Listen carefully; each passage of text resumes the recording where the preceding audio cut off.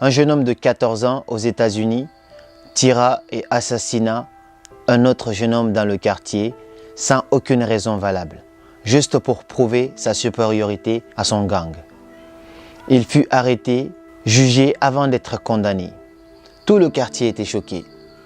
Mais durant tout ce temps, la mère du gosse qui avait été tué n'avait pas dit un seul mot, parce que c'était son fils unique. Elle était complètement abasourdie.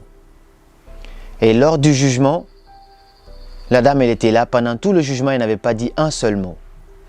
Et puis à un moment, elle se lève, elle s'approche du jeune homme et puis lui dit calmement, « Je vais te tuer ». Elle le regarde droit dans les yeux et lui dit, « Je vais te tuer ».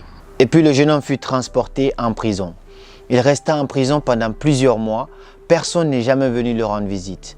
Même pas le chef du gang pour lequel il voulait prouver sa supériorité. Et puis un jour, tout d'un coup, il reçoit une visite. C'était la mère du jeune homme qu'il avait assassiné. Lorsqu'il a vu la dame, il a eu peur.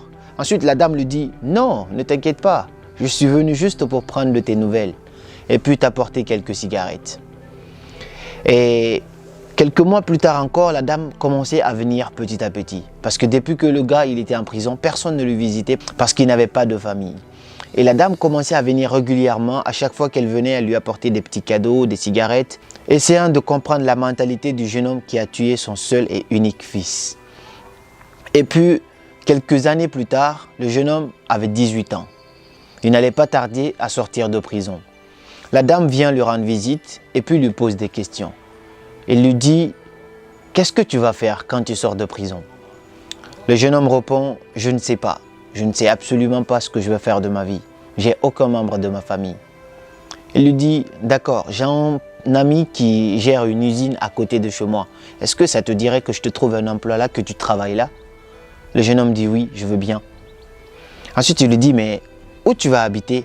Le jeune homme dit, « Je ne sais pas, je n'ai aucune idée. Je n'ai pas de famille, j'ai personne. » Il lui dit, « J'ai un petit espace chez moi, j'ai une petite chambre chez moi. Est-ce que tu veux habiter là-bas également ?» Le jeune homme accepte ça aussi, il dit oui. Et puis les années passées, le jeune homme habitait maintenant chez la dame, il travaillait, il avait commencé à avoir une situation stable et beaucoup plus équilibrée.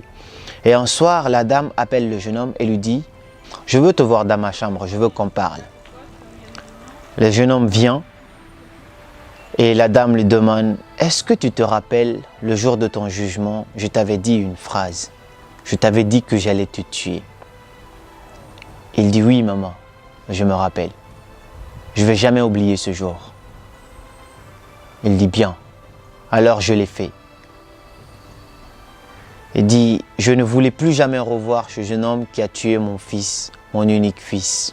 Je ne voulais pas voir cette personne horrible sur cette terre à nouveau. Et donc j'ai décidé d'en finir avec cette personne. Tu n'es plus cette personne.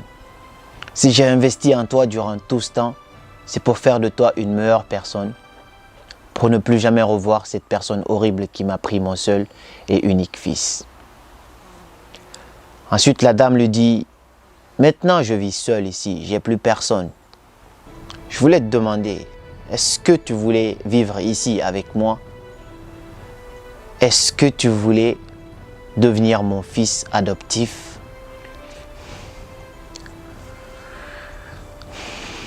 Le jeune homme lui dit, « Oui. Je veux bien. » Et elle devient la mère de l'assassin de son fils.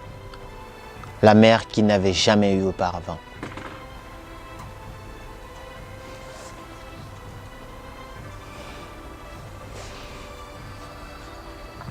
Je ne sais pas c'est quoi la morale de cette histoire. Peu importe l'interprétation que tu donneras à cette histoire, j'espère qu'elle t'a touché et qu'elle t'a appris quelque chose.